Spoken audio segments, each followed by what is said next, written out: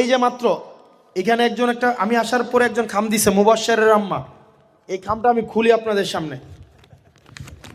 আমি এটার মধ্যে মনে হয় পয়সাপাতি আছে, আমি যদি ভুল না করে থাকি। হ্যাঁ, এটার মধ্যেও দেখেন টাকা দিয়ে গেছে। তো যাহার এই চান্দাবাজের টাকা নাই, মামলাবাজের টাকা নাই, তার আছে কি আল্লাহ আর আছে কি আপনারা। আল্লাহকে ঠেকায় রাখছে, আল্লাহকে ঠেকায় রাখছে। এই পুরা নির্বাচনে এটাও টাকা দিছে না, তিতাস থেকে। গতকাল হচ্ছে ওই জামাতে আমিরের প্রোগ্রামে গেলাম কুমিল্লা শহরে, একজন 1 লক্ষ টাকার একটা চেক দিছে। তো দেখেন আল্লাহ কি ঠেকায় রাখছে বলেন?